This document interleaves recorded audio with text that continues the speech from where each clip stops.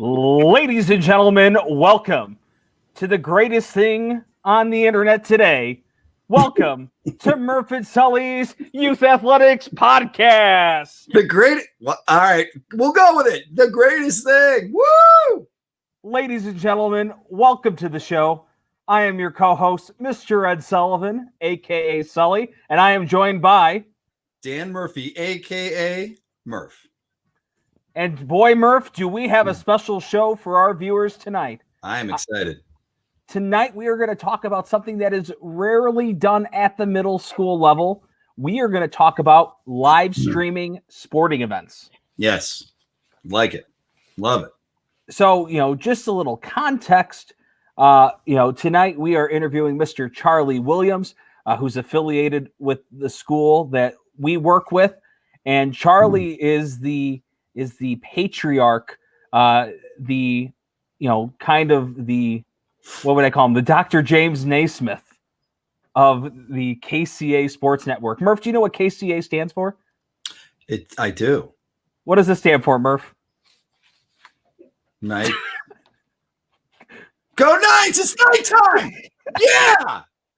Well, thankfully, Murph is always prepared. Go ahead. KCA stands for Knights Camera Action. It is the worldwide leader in middle school sports. Ladies and gentlemen, please welcome Mr. Charlie Williams. Charlie! Hey, how are you guys? We're great. How are you? Great. No, doing great. Thanks for having me on the show. Our pleasure. Yeah, Charlie, we appreciate you taking the time, especially on a Friday night, to come hang out with Murph and I and talk a little bit about live streaming. Mm-hmm. Oh my gosh. Guys, I have to interrupt for a second because we've got an issue. We got a technical difficulty. Hold on. Uh-oh. Our technical coordinator. Come on, let's go. Let's go. Bring it in. The show already started, buddy. The technical coordinator. Right, come on, let's go. Let's go. All right, there we go. Now we're ready. We are ready to roll. So, Charlie, let's get right to it. Let's get right to the hard-hitting questions.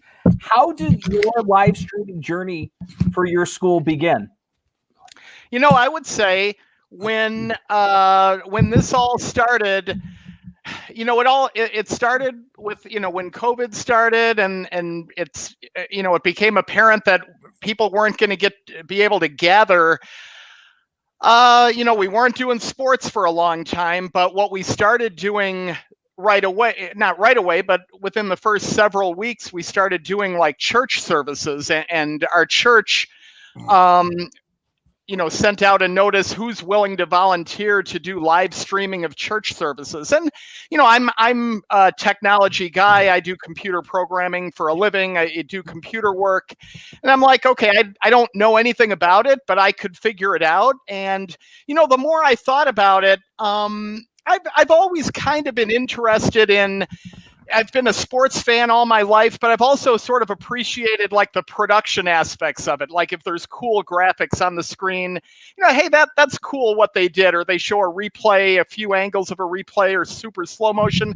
I kind of like, oh, that was a cool presentation. And, I was like, hey, when they said they needed live streaming help, I'm like, hey, this is something really I've always wanted to learn, but, I've been, just never taken the time to do it. Life caught up.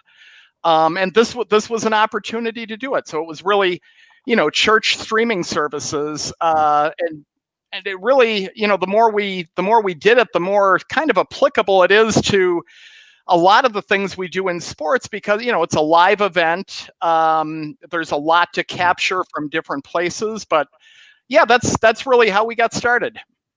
Lots of action, lots of movement. Dunking, right? Look at sacrilegious, Murph. Sorry. Careful. No.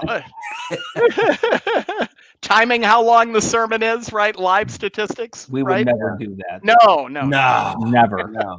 So Charlie, you got your start when, at least from what I remember, correct me if I'm wrong, with but even before the masses started, the live streaming of at the athletic awards ceremony and other events. Yeah. Mm-hmm. Mm-hmm. Yeah, I would say, doing the athletic awards ceremony in the spring was really the first chance to play with like video editing software, and that was a lot of fun. It was, yeah. So you remember how, like I was saying, that I kind of had an appreciation for like sports broadcasting and some of the things they did. There were. When we put together some videos and some segments for the athletic awards, it's different from live streaming because it's not live and it's just one person talking at a camera with kind of like this, but with pre-made videos, pre-prepared, but really a good chance to be creative. So yeah, I mean, we talked to a lot of people. We used, it was simple software. It was just, like iMovie on a Mac. But there's so much you can do with it now, like with transitions, adding music and all this. And yeah, that was a huge learning experience. Really the first time I had done that. Another thing I'd always wanted to learn. But yeah, that's where it started. Okay. But live streaming ended up being sort of another level of challenge because it was like more than one camera. You had like, network, you had Wi-Fi issues that you didn't have in something like this, like doing a, broadcast in front of your own laptop. And, it was live. You can't like pre-prepare like you can on a video. Right. So speaking of live, so we talked about doing live stream for cross country. What was behind that decision, and what was maybe some of your anxiety about it, or other things like that? Yeah, I had a lot of anxiety about it. So I mean, we wanted to do it because it became clear that we were gonna tell parents, hey, we still want you to drive your kid to practice several times a week. We still want you to drive them to the meet. But then you can't watch your own kid compete, and I thought, I'm a cross country parent myself. And, I think that's really hard on parents. And so we really wanted to give the parents a way to say, hey, here's a way you can watch your kid compete like you always have been able to do in the past. And I think it really served as kind of a thank you to the parents and an acknowledgement of how hard it was, what they were going through. And I also think for the kids, we're especially the 8th graders this is their final, season in cross country. And, we're able to give them a season in cross country, but, they're missing out on a lot of things. And this is a way for us to give them, something special, a way to be recognized, a way for people to watch them, a way for them to go, one thing we recognized that I didn't really think about is we would see we would have this many views like right after the meet, but then it would double almost immediately. Like by the next day, it was more than double. And it, surely was kids going back and watching their own race at home, which I think they really appreciated doing. Yeah. And, I think that's what really got us to do it. And we had started back in the winter time, when we first started playing around in basketball, and this was before the pandemic, we were doing some basketball games, and we were recording basketball games really just it was for the coaches' benefit, for the kids to watch themselves, and also to see how feasible it was. It was kind of more like a hobby for us as well, to see what other benefits would we find from it. And we did find that the coaches were making heavy use of it, so it had a coaching benefit, but also the kids like to be able to go back and watch. Very cool. And I can vouch for that, for the fact that I, as a coach in basketball, used it, and all the other coaches. We went back. It was great. We could show the kids stuff, and there's nothing better than video and doing that. So it was great. And Charlie, being a former math teacher like you are, and me being a current math teacher, we like to make a lot of comparisons to the classroom and to sports on this show. And, just like you'd want kids to get feedback or see what they did right or wrong on a quiz, that's the power of that video, that instant feedback, that visual feedback that really goes a long way in their development and progression. Right. Yeah, I think you guys would agree, like one of the best teachers is the ability to just go watch yourself, watch, Like I know, as you know, a basketball official myself, or former basketball official. Oh no, you're still an official, Charlie. I'm still. You're re-registered. Don't pull that card. But I've had cases where I've had like a supervisor record me and send me my video, and it's almost like they didn't even need to give me official feedback after that. I could watch myself and know. Yeah. And to a large extent, I think the kids, it's probably the same. I don't know if Murph, if that was your experience, if you showed the kids, did they get it immediately? Probably. Yeah, I think they, like we said, the power of video is so huge to see yourself doing stuff. And, like we do in practice and in games, but without video, it's a lot harder to explain. So we would say things like, here, look at what you did here. That's awesome. We've been working on that in practice, and you're doing it. You're doing it. And here's something that we haven't quite perfected or whatever. So, this is the thing we need to work on for next game. So no, it's invaluable. And I think kids, it's funny, like cross country, we kind of joked that they saw the camera and a couple of them made faces as they went, funny faces as they went by and stuff like that. But in any other, at least from what I experienced in basketball, they forgot they were on camera very, very quickly, if they remembered it at all. So it was, they weren't conscious of it. So it was just, they were doing what they were doing. So it was fun. Right. Yeah, we noticed that too with basketball and cross country. And we had a couple of cases, later in the season that, the kids would go to the cross country, they'd see the camera and they'd wave or they'd give a thumbs up or whatever. And that's all fun. But no, It didn't seem like the kids were intimidated by the camera. At least I wasn't aware of it. It was much more positive than any negatives from what we saw. Yeah. Or even showing off. Yeah, right. Yeah. Charlie, can you talk about, one of the things that you briefly touched upon in one of the last questions, but I just want to have you explain to the viewers, how do you live stream an outdoor sporting event when it comes to Wi-Fi? What was what ended up being the solution to that problem? Yeah, that was probably the number one thing we were worried about when we said, okay, we have cross country season coming up. We really want to find a way to live stream it because we don't think the families are going to be able to attend. And so, we were thinking of different ideas. It's like, okay, if the solution we were thinking of was to put cameras around the park. And the good thing is, so first of all, we found a way to do it with only like iPhone, iPad, Android phone, like phone and tablet cameras. And, we ended up not purchasing, we thought about purchasing, more expensive cameras. I mean, you can easily spend, $2,000 on a camera that's not top of the line, easily. Yeah. And we really tried to, that wasn't going to be doable. And so we found a way to do it with iPhone, iPad, phone cameras. And, we got, cheap tripods from Best Buy, each of like $20, $30 tripods. And our goal was to put them around the park, but how to connect them on the same network to make a single broadcast out of it. I mean, we were thinking of a lot of things. We were thinking, who do we know that lives close to the park that we could kind of latch onto their Wi-Fi?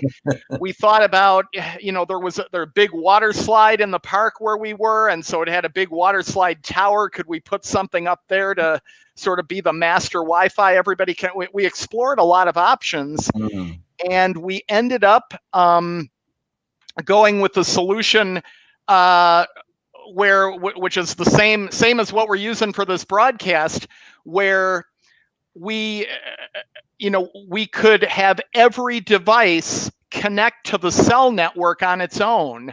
Then they get put together in the cloud. So if you think about how this broadcast works the way we're doing it now, the three of us are at completely different places. And so our video goes up to the cloud and it's coordinated up in the cloud to give us the three screens everybody's looking at. Right. And they created it this way for this purpose, to do a podcast, but it ends up being perfect for what we had to do in cross country, which is put cameras at faraway places like the three of us are now, have all the video go to the cloud, and then be able to combine it into the cloud into one broadcast. So we kind of hijacked this idea for cross country. Now, the things we were really worried about are, okay, the cameras are close together. We're going, like, all of us are on our local broadband now, so it's easier. But if we're all going up to the cell network, like, how much, if I want to put 4 or 5 cameras, we were up to 6 at the end. I want to push 6 cameras worth of live video up to the cell network. And they're all in the same park. Are we going to be able to do that? How much data is it going to take? So I ended up, we ended up upgrading to unlimited data, which was good. Shout out to Charlie's wife, Karen. Right. For her and for not hurting me. Love you, Karen. Thank you. Right. And the other thing I'm worried about is, I've got parents lined up around the park, and if I'm trying to push up video to the cloud, they're trying to watch their kid. They're pulling down the video, and that's going to beat up on the cell network too. So I was worried about all those things. Oh, boy. It all worked out. So I mean, kudos to the cell network, because it took everything we threw at it. And you guys watched, it was a little bit choppy from time to time, but overall it worked out pretty well.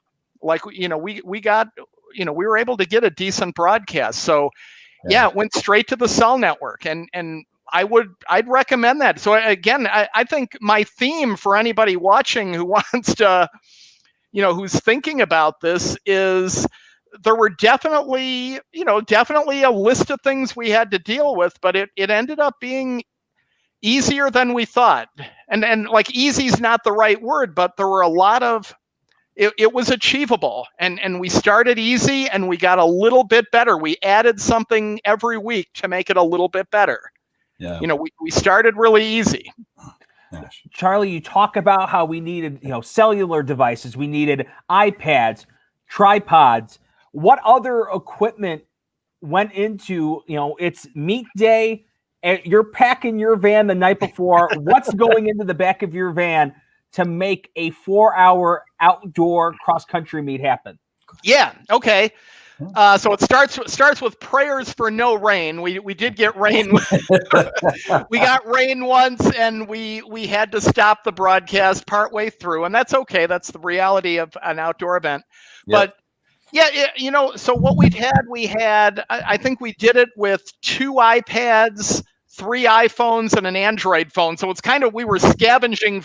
We're trying to find, all the devices we could borrow from people that had unlimited data on it. Right. So we had that. I had, like I said, a $20 to $30 tripod for each one from Best Buy. And then it has a little clamp on it. You just squeeze it. I should have brought an example here. I don't have one, but yeah. Then after that, then we got a little battery pack about, this isn't it, but it's about this size, a battery boost pack. So the battery would last, 4 hours. Otherwise, the streaming does take a lot of battery. But adding that battery pack, it would last 4 hours with that. And what we just duct taped the battery pack to the tripod and then just ran a USB cable, and that worked out really well. Jeez. You don't need, you don't necessarily, for the way we did it, you didn't need any special software. It all ran out of the browser on the phone or tablet. We also used, at the finish line, we could have just set up a regular phone and camera and not done anything special. We wanted kind of the director person to be at the finish line. So we set up a card table at the finish line. We used a laptop like the one I'm on now. That person had the ability to change between cameras. And actually, can I share like an example of one of our, I don't have it up. So I was gonna, maybe in a minute, I'll bring up one of our meets. I didn't queue up, I was gonna queue up one of the Lombard, meets. Yeah, well, you can queue that up right now. I'm gonna actually, as you're queuing that up, I'm gonna share a couple other things that maybe you're not thinking about of equipment-wise that you needed. One thing that I always appreciate about Charlie is that, because we're using this course that's a mile long, if something were to happen to a camera, right? If Charlie were to try to walk from one end of the course to the other, it'd be difficult. So Charlie, after week 1, started bringing his bike. He would take apart his bike, put it in the back of his van, and then when there was an issue, he was like Flash Gordon going across the historic Lombard Commons. I mean, just boom. Right. So only 2 kids run over all year. Right. So, that was a successful part of the operation.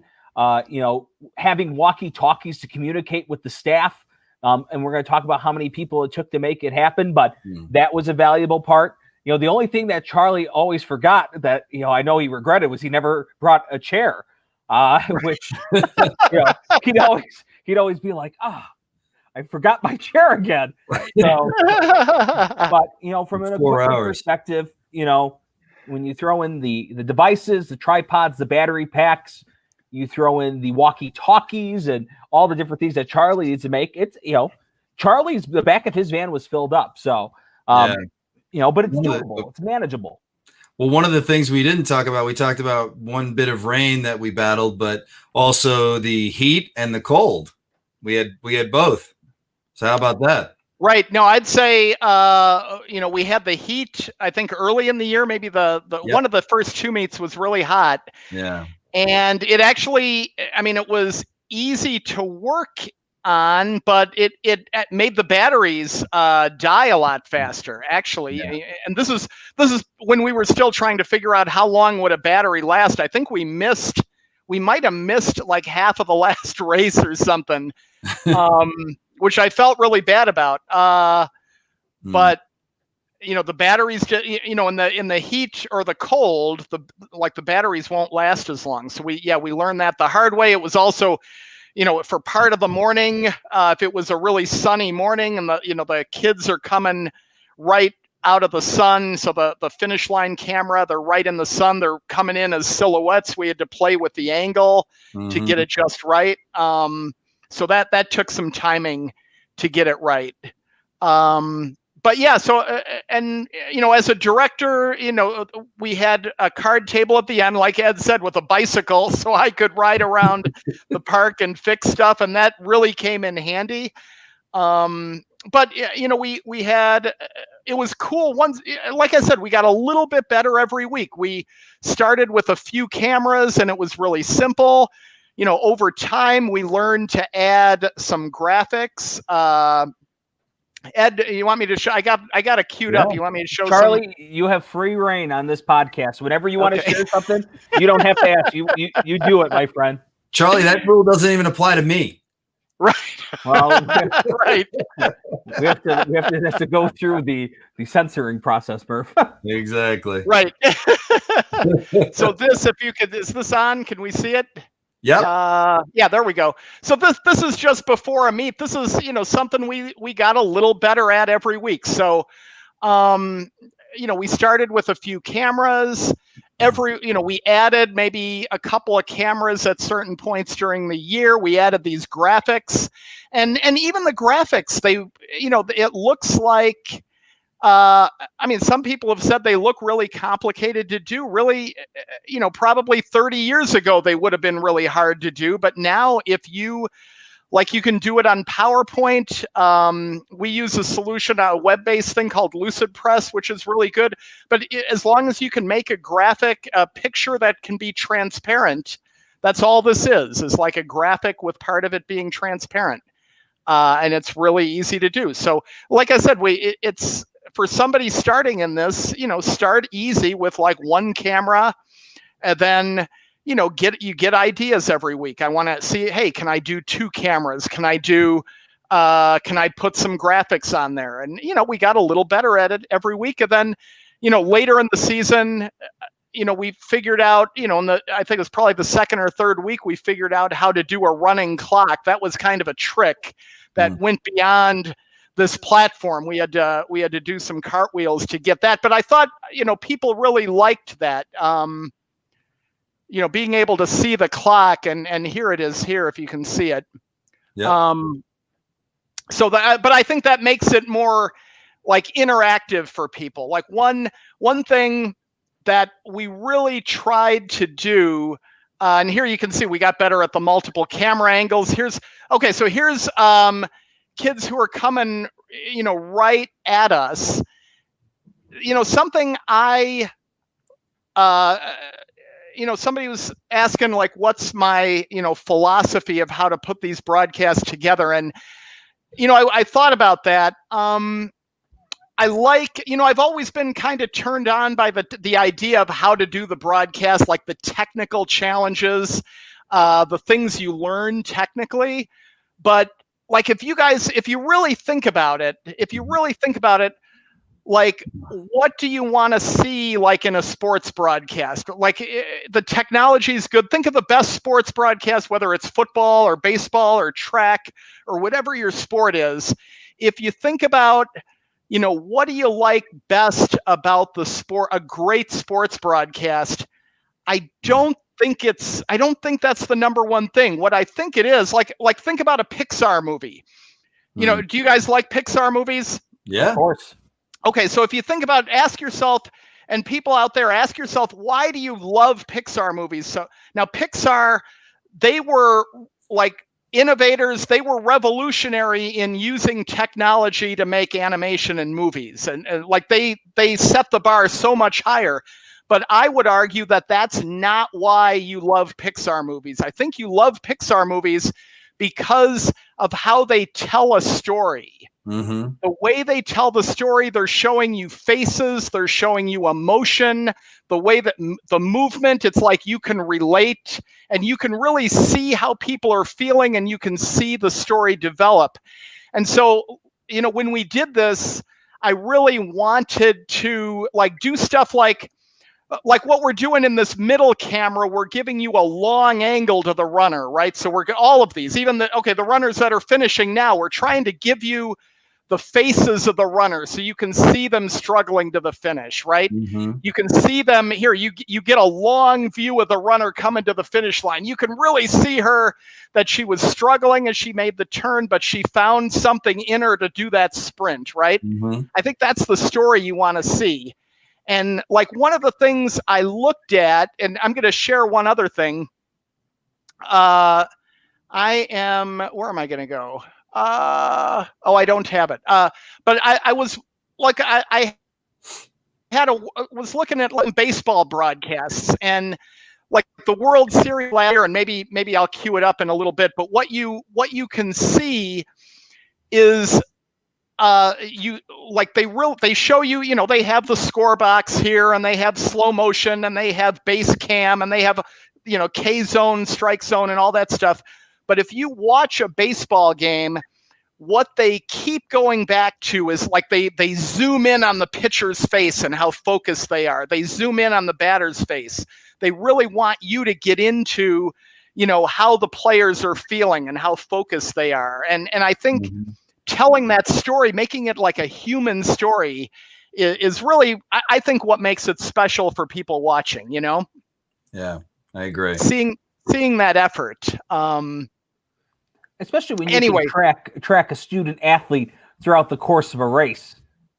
Right. Especially, if there's certain elements going on, whether it's a mist, whether it's a wind, whether it's really hot, and you can just see how that has an effect on them as time goes on. Or even, I know in one of our races, there's, 2 8th grade boys that were competing for first and second. And you could just watch that battle the entire last mile. Yeah. Right. You got to the end, right? And so it paints a picture. So right. And you're right. And adding the camera, not like trying to eliminate that dead time, because you're right. The people want to see the story develop. And one thing that I think really added to this story that, I give you, Charlie is the brains and operations of this. I love that Charlie, all on his own, made the decision to, if you look at the picture here, he actually states the location of the camera, the direction, and the mile marker. So that way, once again, telling the story at home, okay, after the first mile, my child was at this time. Now, by the time they get to the 1.5 mile mark, where are they at? So I thought that was very key to the broadcast, because it told parents, even though they couldn't be there, it felt like they were with their kid the entire race, which honestly, they got more opportunity to watch their kids at home through our streaming than they did at a normal cross-country meet. Yep, that's right. Normally, that's you see the start. Mm-hmm. Normally, you see the start, maybe a little bit of the middle, and then the finish line. Very rarely do you get to see a whole race. Yep. That's that's true. Mm-hmm. It's a story, and nothing tells a story like a little sweat or a face of determination or whatever it may be. Oh, here we go. Yeah, I mean, we can keep talking about it. So what I wanted to, this is what I was talking about before. Like, if you watch this, so this is Game 7 of the World Series a year ago, and like this is the Fox broadcast, and what you can notice, they've got. Pardon the. I'll get Thank back, you to sorry. Grammarly, the official fluency application of Murphy Friendly's Youth Athletics podcast. So I mean, what you know, that like Fox goes all out with the score box and the statistics and all that, but look in the strike zone right there. But like right between pitches, like watch where they go. Watch the faces. So you're seeing even a close up of the umpire. Now they want you to see here. The batter's kind of joking with the catcher. No, that wasn't a strike. No, I didn't swing. Right. Yeah. Like you can see him jawing. Right. And that's that's sort of the story of the game. And it's like every chance they get, they're trying to show you, faces of people. So there it is, like a zoom, you see the focus and like there it is. Like you see a lot of, pictures of the zoom ins that, and technology lets us do this.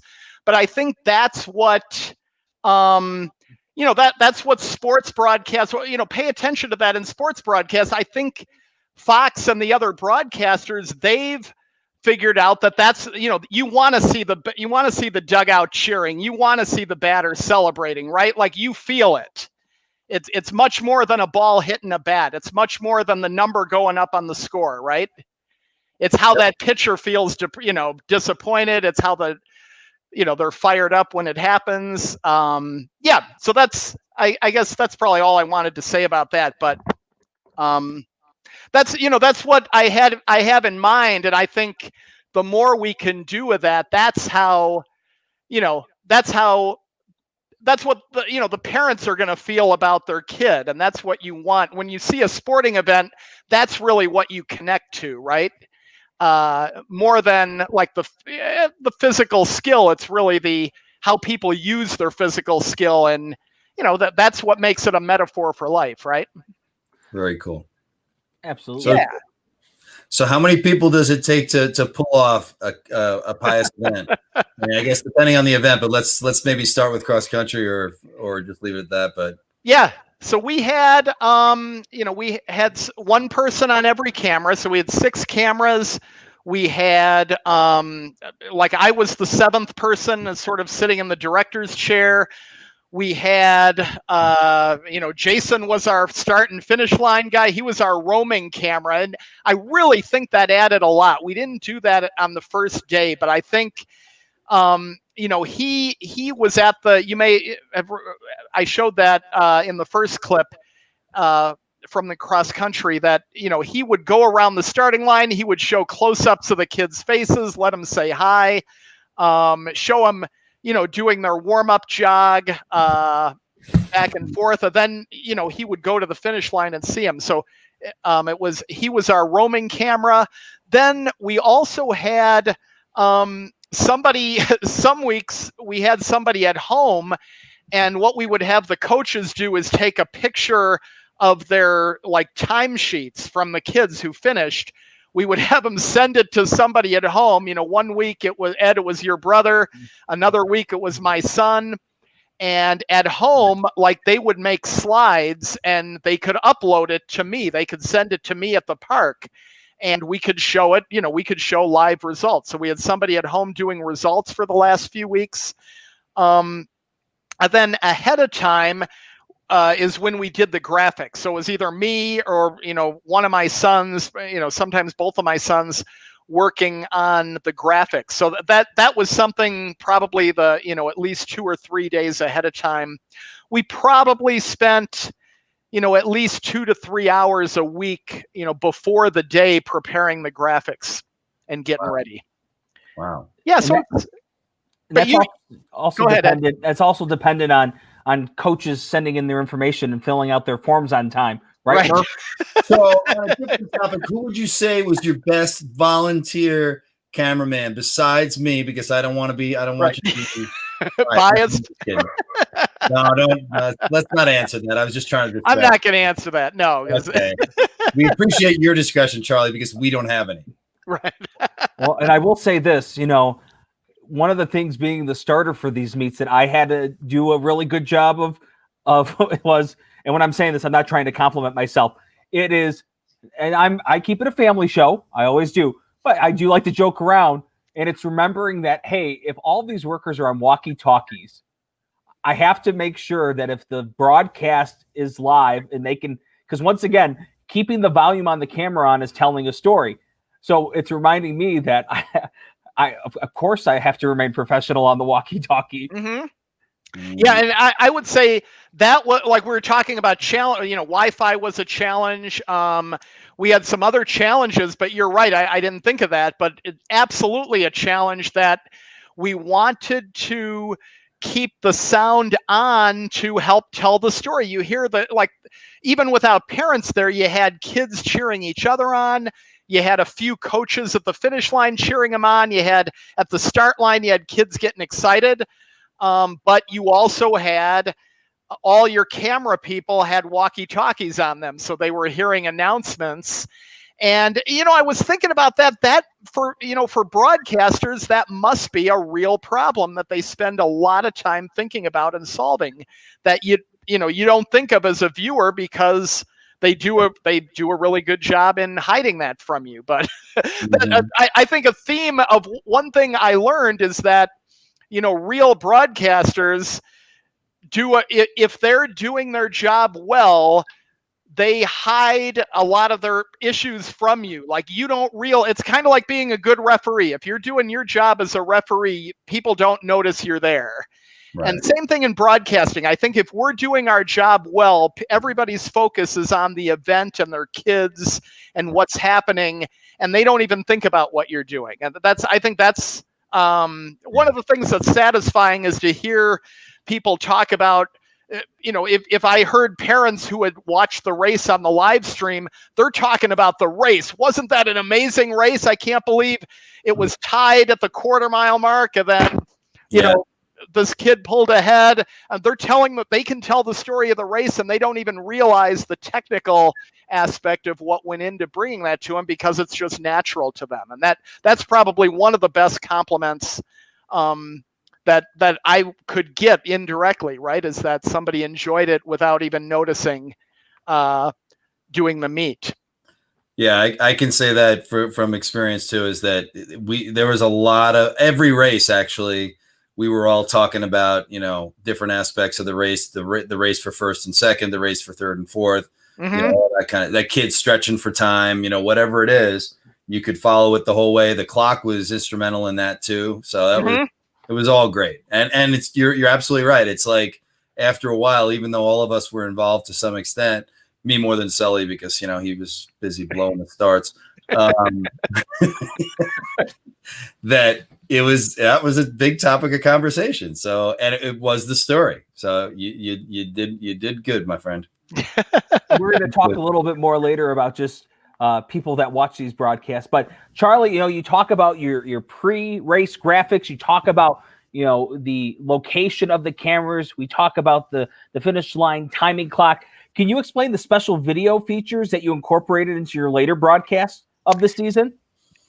Yeah, so what we wanted to do, a special broadcast. We did a few things. We did the Lombard Invitational, and Ed, you were instrumental in getting the right people involved, but different people, the mayor of Lombard, the police chief of Lombard, the principals of all the competing schools. It was very cool.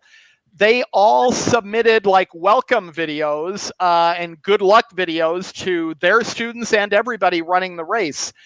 And it was one thing we had to figure out is how to incorporate that into the broadcast. And this is where like doing the athletic awards back in May really helped us, because we did have, that was a great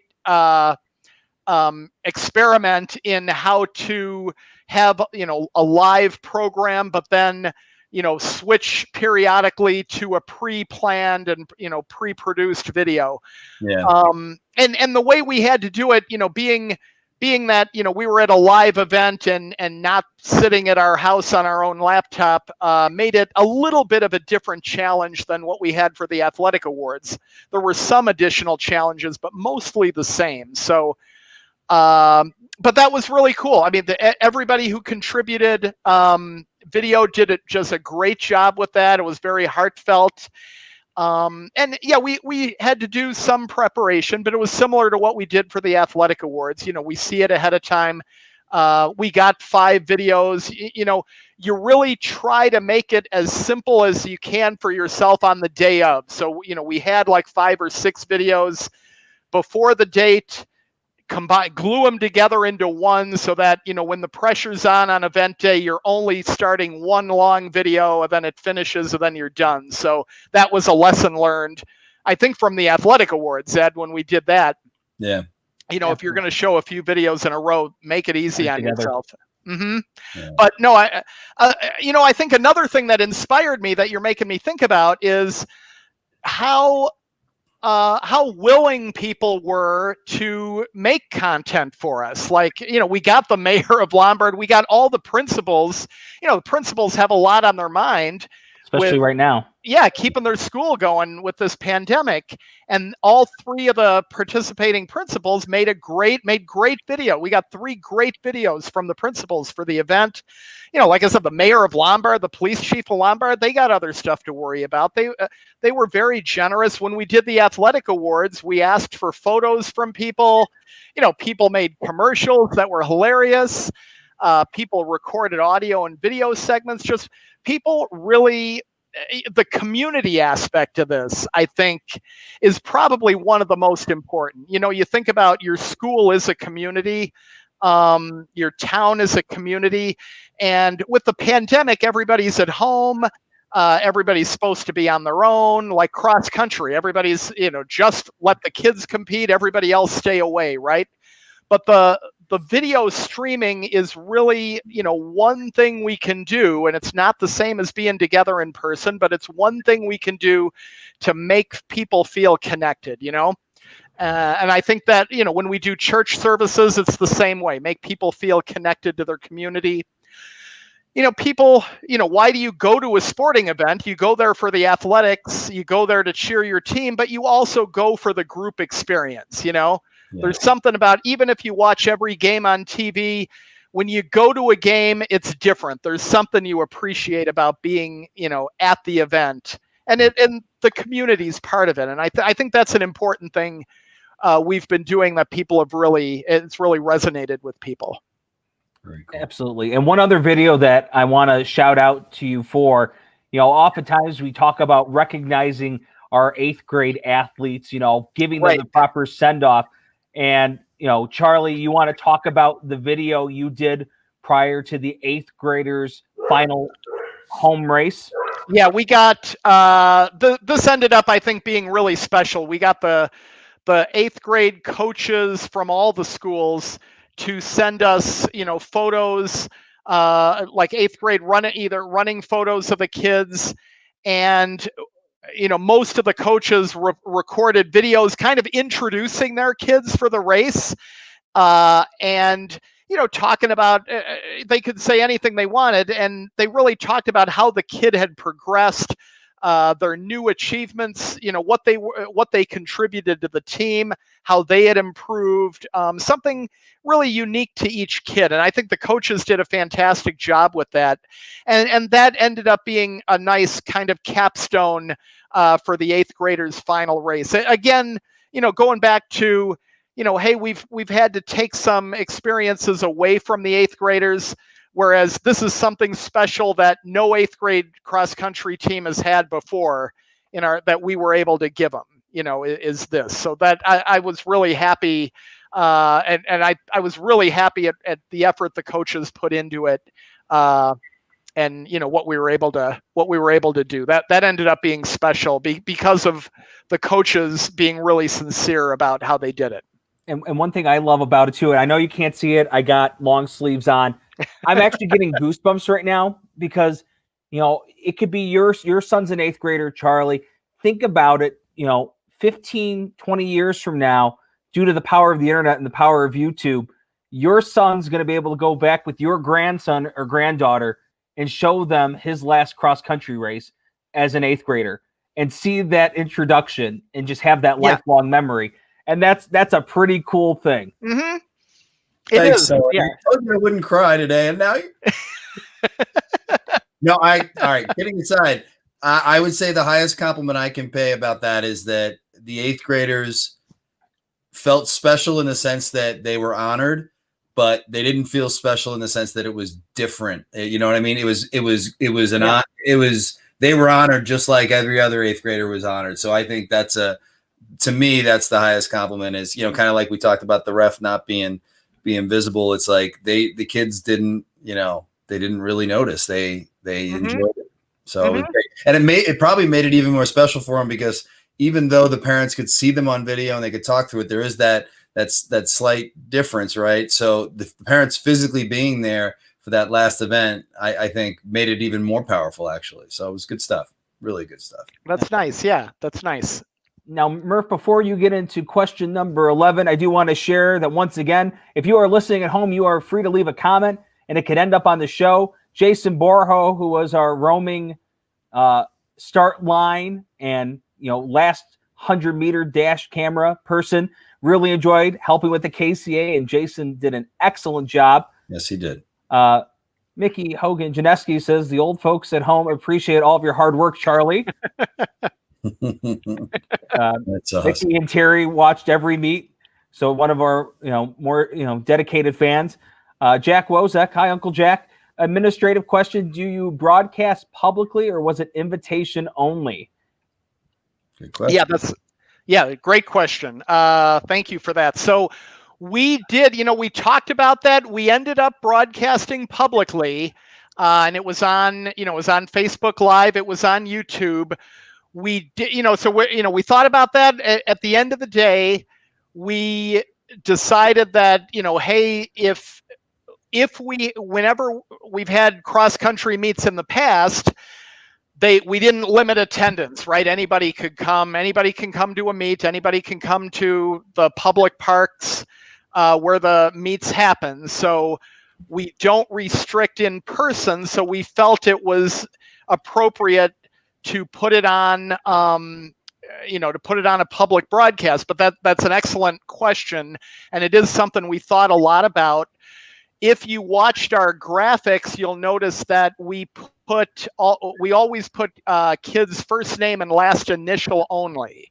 Yeah. So that is something we tried to be careful to do. What else should I say to that question? It's a good one. It's an excellent question. What I would say, and tonight's CYA moment of the night is brought to you by Wrangler Jeans. Always cover your behind. Tonight's CYA moment of the night is that, prior to registering for the sport, one thing that we did that the schools typically do is when parents signed their child up, they had to release permission for their kid to be part of the live stream. That was one of the, caveats to registering. And, with the idea that there were no spectators, thus, if they want to participate, they had to agree to be part of that live stream. So definitely protecting the kids and making sure we had parent permission. That was your CYA moment of the night, brought to you by Wrangler Jeans. So Murph, let's get back to the questions here, my friend. Well, so Charlie, maybe tell us a little bit about the technology that you use, the platforms that you use to live stream. Yeah. Okay. So we use, like I said, we try to keep it pretty straightforward and definitely on a low budget. So it's all iPhones, iPads, Android phones. Android tablet would work too. So it's phones and tablets. Simple browsers on most of them. This platform called StreamYard, which is like a cloud-based streaming platform. It's what we're using right now. Yep. And then, like I said, we added just a few things to do that finish line camera. We added a platform called OBS. It's a free broadcasting software, obsproject.com, and you can download it. And we put that on a laptop, and then we had a hotspot connection to our finish line camera. And then on the laptop, we set up with some we set up some graphics through, like a PowerPoint type graphic, and there's a free plugin to OBS that lets you do a running clock. That's really probably one of the only kind of special things we did. Yeah. And then, for graphics, we did, like I said, we used LucidPress as an online tool. You can use PowerPoint, Google Sheets. Not Google Sheets, Google Slides, like a lot of other graphics software, and anything that makes a graphic with a transparent background you can use. Right.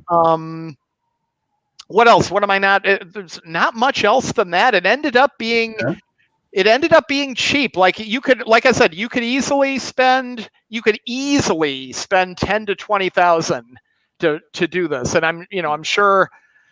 When Comcast, when the local public access channel goes to broadcast a school board meeting, or if they do a local football game, once in a while they come out to one of the high schools, do a football game. I mean, easily they're using $10,000 to $20,000 of equipment, but we were using existing. We probably did it for, I'd say, I don't know, probably $200 to $300, wow, which we can reuse again and again. It's a few things are subscription, the tripods, not much else. Cool, very cool. Yeah. Mm-hmm. Well, we touched on a little bit on viewership and things. So maybe give us an idea of kind of numbers on viewership, but also we like to toss around the states that we're watching. People, okay. That's right. I would say it was one of the most rewarding and surprising things was to hear how far away people were watching from. We did this with the expectation it was going to be parents around the perimeter of the park tuning in to watch. And honestly, one of the reasons, I think, Ed, one of the reasons that drove us to want to do it is we were worried about, parents not honoring the guidelines of having to stay, keep a distance from the event, and having the live stream is kind of a nod to say, okay, if you follow our guidelines, and then Lombard's going to let us keep having the meet, the diocese will, but we will help, we'll give you a live stream to kind of thank you for helping us keep this going. But like, it was surprising. We heard people were watching from Florida, and it was like grandparents and relatives from Florida, from Missouri. Where else did we hear from? Kentucky, California, I think. All the surrounding states. There was Iowa in there, I believe, right? Iowa, Wisconsin, of course. Wisconsin, definitely, yeah. But it was really encouraging to hear, people were really watching from far away. So that was like a big surprise. I think our viewership for cross country probably averaged about 30 to 50 at a time. But then, we had 8 different races going on. So a lot of people tuned in just for their kids' race. So it was an audience that was coming and going. I think during the course of a 4-hour morning, I think we probably had, 300 viewers in the first race. As the season went on, we usually did like 400 to 500 viewers in the morning. And then we'd come back, by Sunday, that was Saturday. And then by Sunday night, it was usually, 700, 800 viewers. I think 1 or 2 meets, we hit 1,000 as well. Yeah. Yes. If you think about it, we had only tri-meets this year. It was only 3 schools. I mean, if you were to actually live stream a normal traditional 28 team SPL cross country meet, I mean, that'd be unbelievable. Yeah. Yeah. Yeah. And then we did the the sectional meet, the state sectional. And that one I was worried about because we were much further, like we were in a far more distant suburb out on the Fox River. And like, I was like, are we going to have the same cell service? That we had decent cell service, but like it was a campus that was like very, wooded, heavily wooded campus. And again, it really surprised me, but we were able to it was a little bit grainy of a broadcast, but it really turned out well. And I think we had like over 70 people at the same time for that. So that was really nice to see too. We had 70 concurrent views and probably about 500 views, but we only had 2 races. So right. I went into this not really knowing what to expect. You see, some people do broadcast and they have thousands and thousands of views, and other people just do a few. And like, I went in with no expectations at all, so I've been delighted at how people have responded. Very cool. So when it's all said and done, what would you say was the most rewarding part of live streaming cross country meets? I would say, so the most rewarding part is like a few things we talked about. So first of all, giving the students, trying to give them as much of a, normal experience, get them a little bit closer to a normal experience. Show the kids, my own kids, the students at the school, that, hey, they're doing the same amount of work to train all week. They're missing out on a lot of stuff, to give them a little bit more normalcy, to know that, hey, we care about them. People are watching. We're doing something cool, and it's just for you. Give the families some recognition that, hey, we recognize what you're going through, getting, all the sacrifices you're doing for your kids. So I think, and then to have, people, all of them get a lot of good comments from parents, like we were saying, getting the far away viewers as a surprise. That was rewarding. Learning something new, like at the beginning, like if you had asked me like in March, in May, and in July, Ed, we talked on the phone in July, and, we're going to do cross country, and middle of July, I don't know how we're going to do this. Yeah, in typical Ed Sullivan fashion. Hey, Charlie, we need the live stream and outdoor cross country meet. You have 3 weeks. Right. You think you could do this? And like, seriously, we did not know what we were going to do. I mean, I remember, we were bouncing ideas. How are we going to get network? How are we going to get, what cameras, who's going to buy cameras or anything? So we really had no clue. And just to say, we kind of said, okay, how do we, anything we do that's simple is going to be better than nothing. So let's do something simple. And then, the first, hey, well, that simple thing worked. Maybe we could add a little bit. Here's an idea to add a little bit, and then add a little bit and add a little bit. So, it just it became a lot of fun. It was a lot of work, but it was, like anything that's worth doing, it was a lot of work. Yep. Ended up being a lot of fun. And I come out of it like knowing way more about how these things work than I used to. And I'll tell you this, when I watch a sports broadcast, I have way more appreciation for what they're going through than I ever did before. Yeah, that's true.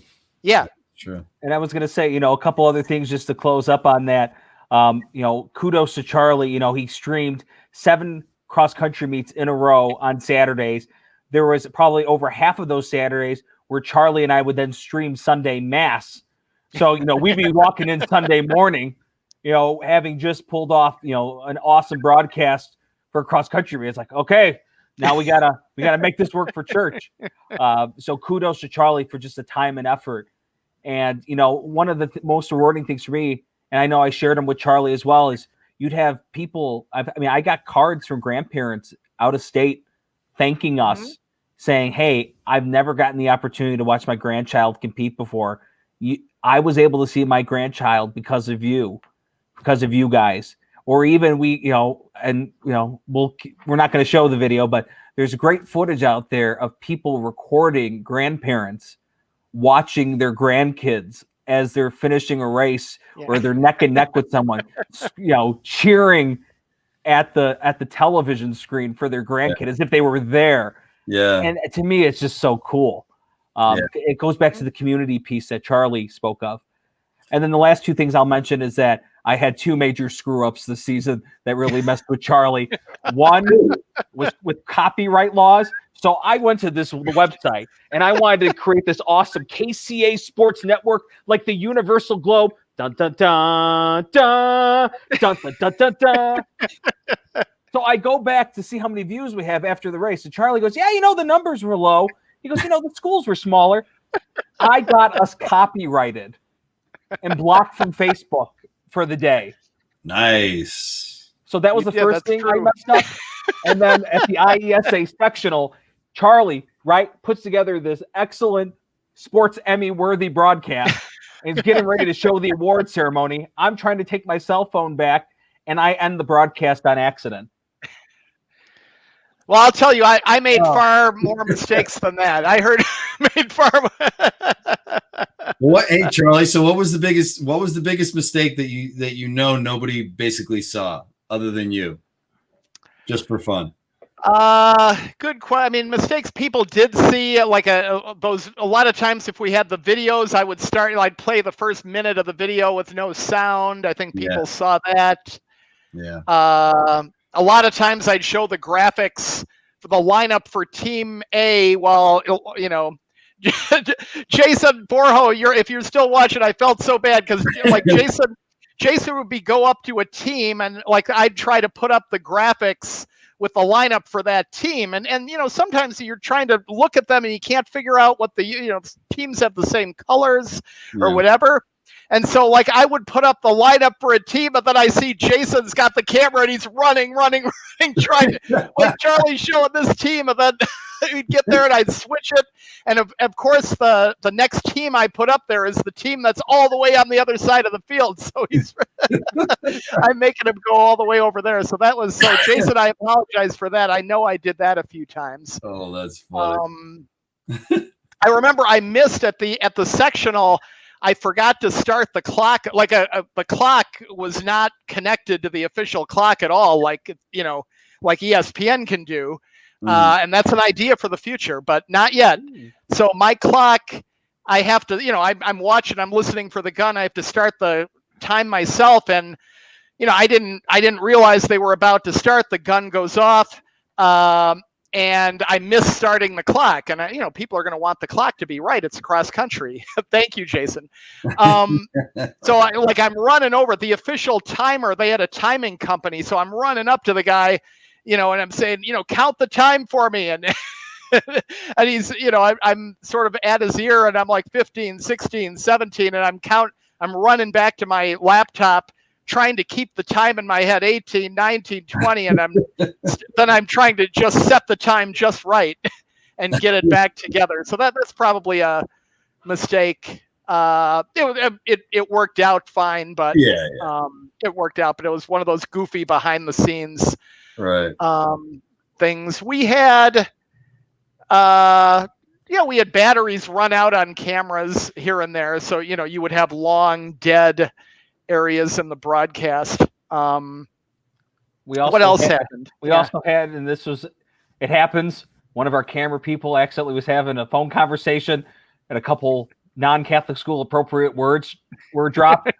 But Charlie, being the professional that he was able to go back and add some nice background music and took out the audio. So now if you were to go back, all you hear is this awesome techno beat in the last quarter mile.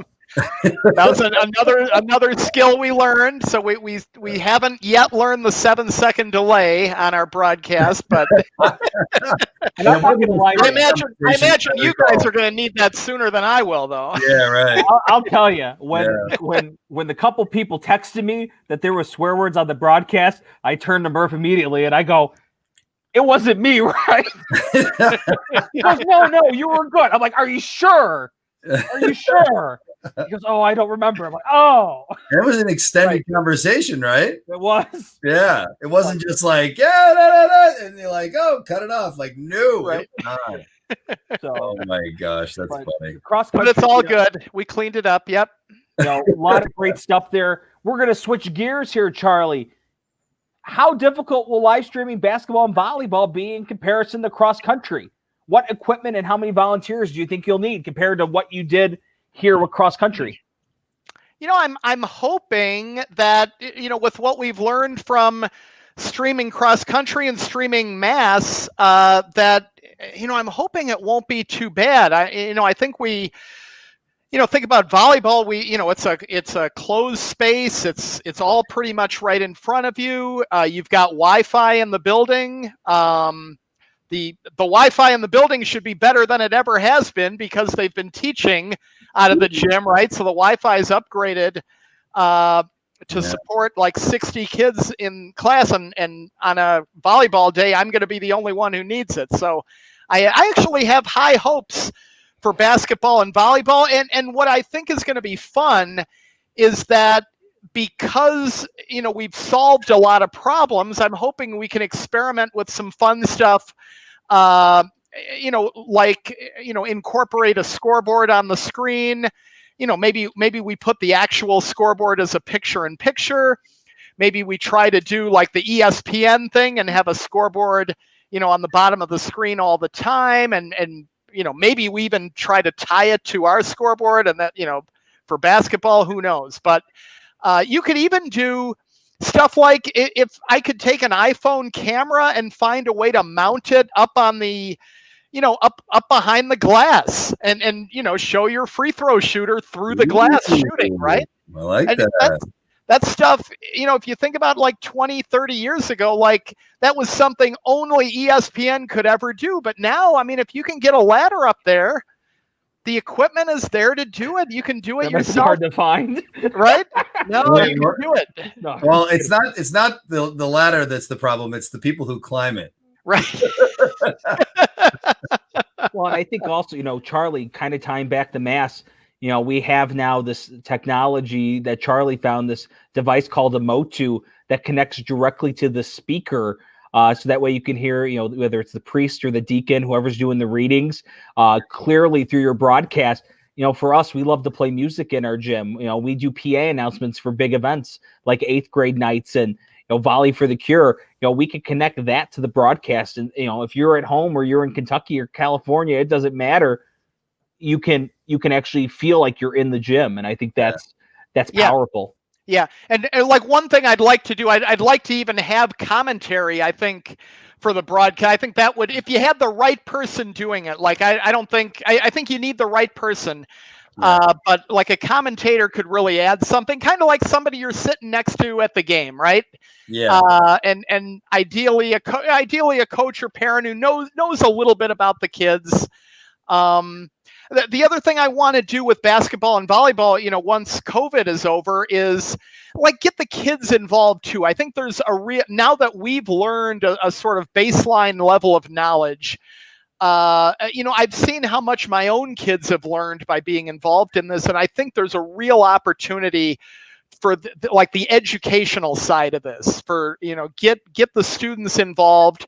It's something that's very reachable. Like parents can help, but the students can do it too. They've been doing weekday mass at the church, before up till Thanksgiving, and every Wednesday, I couldn't do it myself. They had a group of 8th graders going, and my son was one that was helping. But it was, a lot of the kids had never done it before, but, they did it a week or two. They got used to doing it. They can do it. And it really became fun for them. And now they have a new skill that they enjoy too. Right. So I'd love to get the kids more involved. And I think we're at a point where we can start doing that. And the possibilities there are endless, whether it's creating graphics, creating video packages, right, whether it's recaps or starting lineups. And, I think what's even cooler is, we really pride ourselves on how much participation we have within our program. this allows us now to tap into a group of students at the school that might be like, you know what, I don't like basketball, or I don't like volleyball, I don't want to do any of those, but they really, have an interest in video production, or streaming. Yeah, and now we have now brought in more kids into our program, and that, I think is really, when it comes to it, all this stuff is great, but I think that's the biggest piece, is that we're trying to get more kids involved. And Right. it's going to lead to something special. Yeah, and there's technology pieces, there's the personality piece, there's in front of the camera pieces, tech pieces, behind the camera, directing pieces. You're right, contributing content, make videos, make graphics, do a pregame show, interview. Hey, there's public speaking opportunities too, right?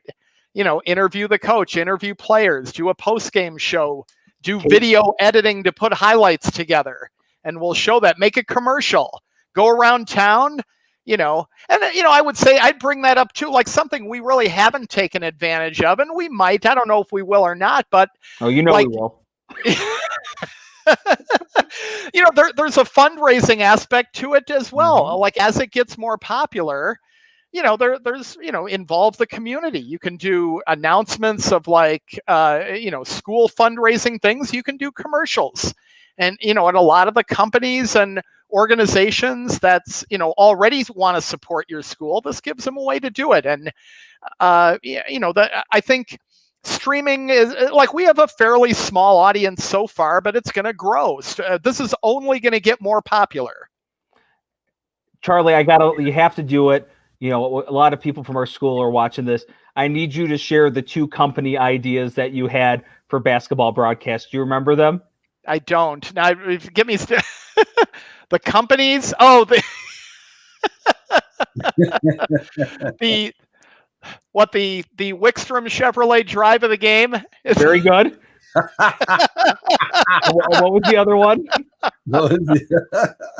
I don't know if any Wickstroms are watching. Yeah, the Wickstrom Chevrolet drive of the game. Get me started. Give me a hint.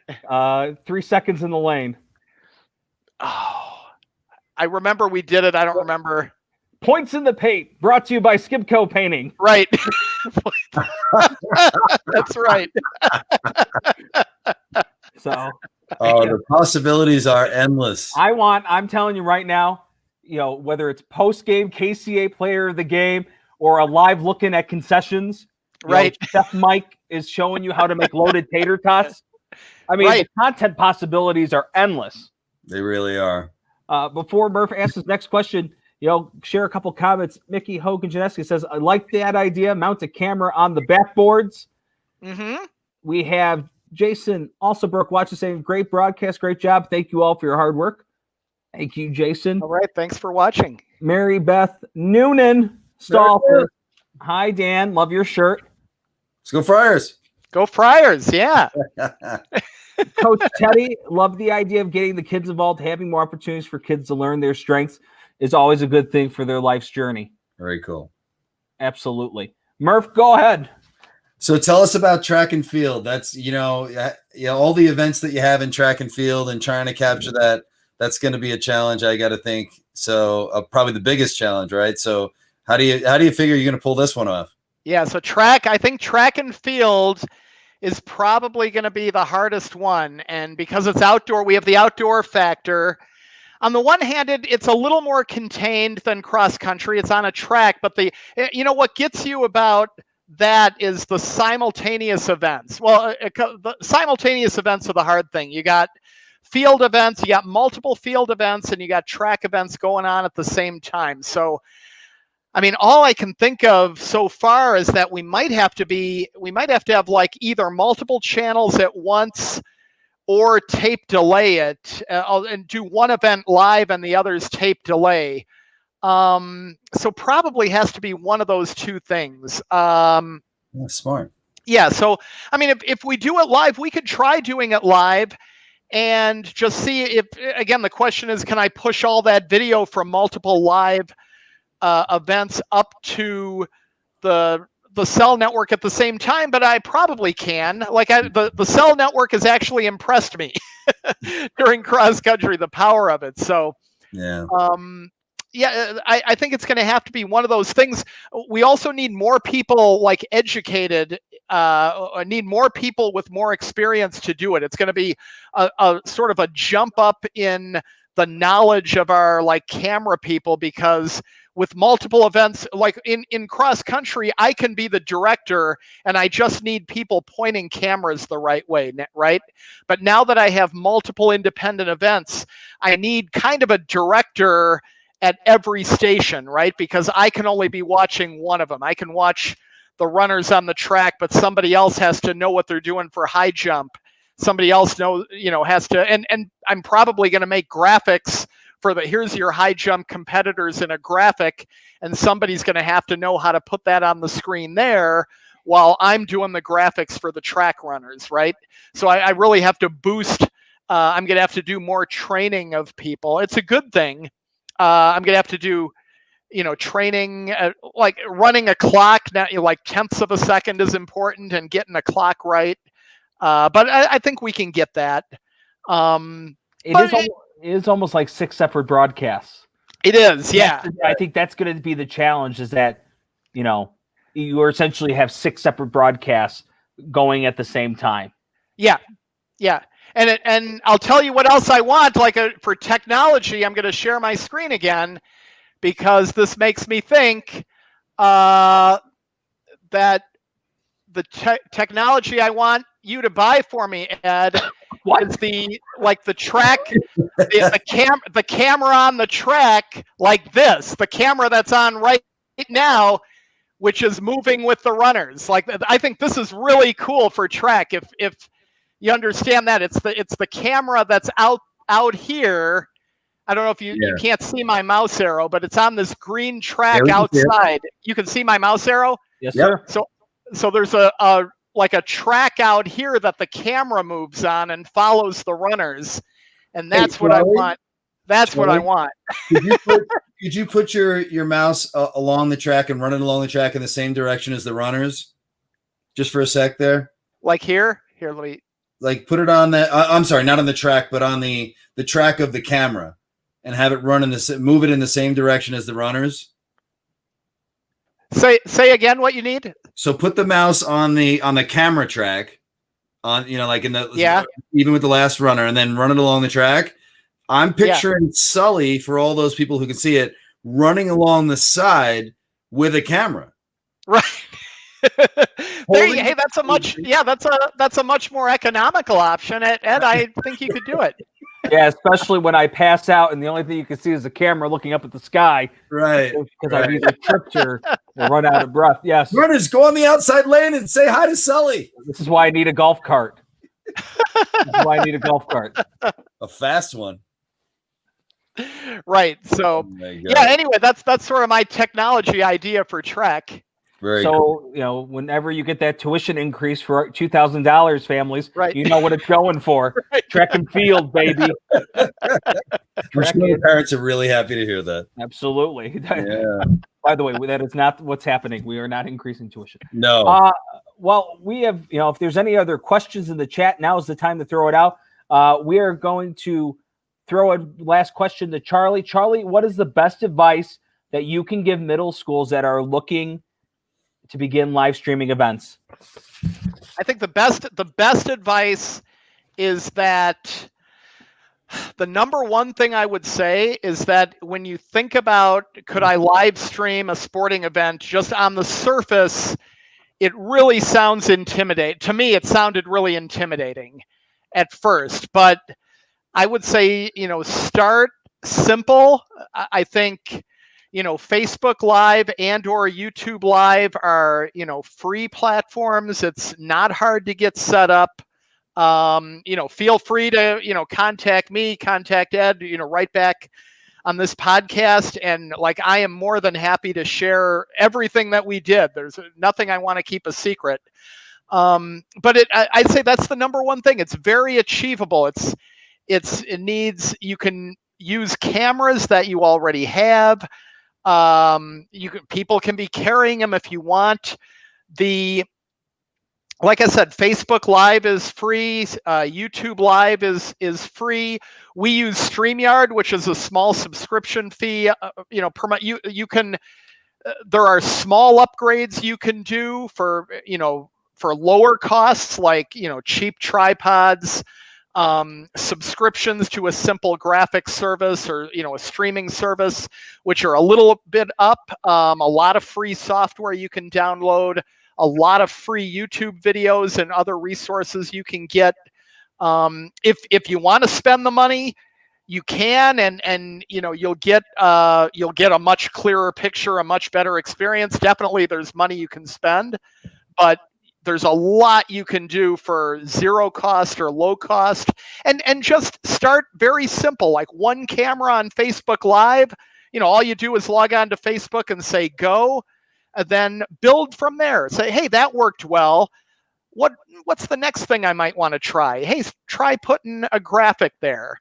Try but using a microphone instead of the microphone on your camera. Watch a video, watch to see how somebody else did it. Start small, add a little bit when you feel comfortable doing it, but it's very getting into it, like the barrier of entry, so to speak. Like, it's much more achievable than I thought going in. Very cool. Well, Charlie, a couple questions coming here. A couple comments. The president of the Suburban Parochial League, Mr. John Mulholland, said that the streaming was incredibly important this past cross-country season, since no spectators were allowed. And being that he is the rules chairman in track and field, he did want to remind everyone that, of course, someone running next to runners on the track could be considered pacing, which isn't allowed. So thank you, Mull, for having my back and not having. John. Appreciate that. Yeah.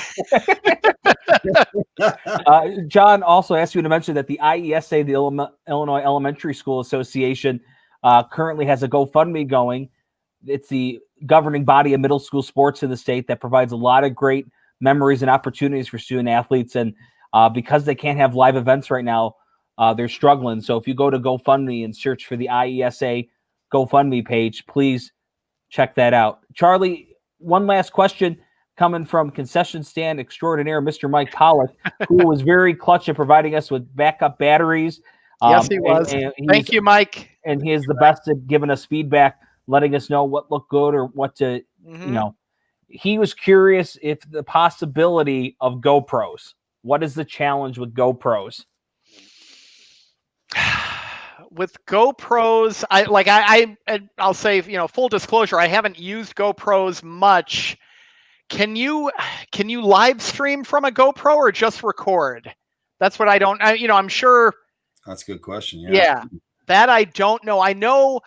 If you can record, I'll tell you. Something we looked into doing, and we could have done it. We just didn't get our act together.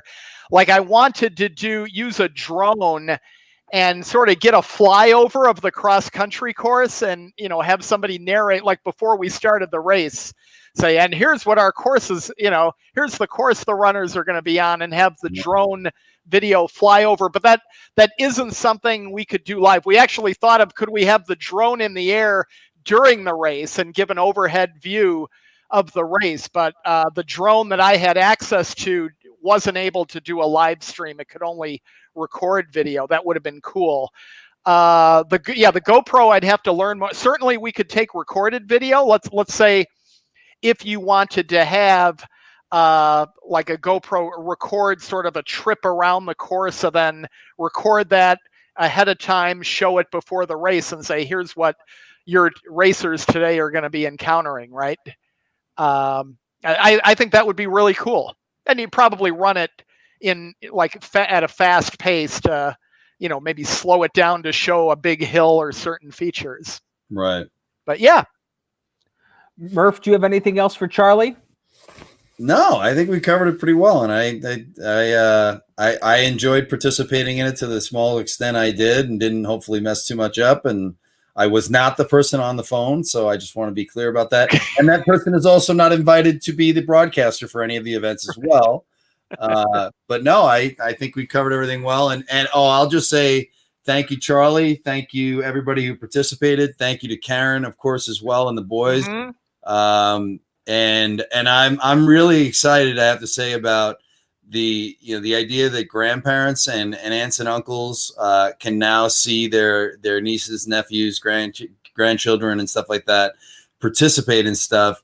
And then you throw in, kid broadcasters and interviews. There's just a lot of opportunity for comedy and for good, just good stuff, good events. So yeah, that's great. And I wanted to say thank you. We got, you're interviewing only me, but we got a lot of help from a lot of people. People gave up, just like I gave up my morning 8 weeks in a row or however. I mean, we had the camera operators, we had the same camera people week after week for the most part, and they were giving up, their whole morning to pretty much stand at a camera, a lot of times by themselves, but they were really paying attention and get the best view of the kids. So, all the people on the other end of the stream could have a great look at their kids. So the camera people, we got help from people doing statistics or times at home.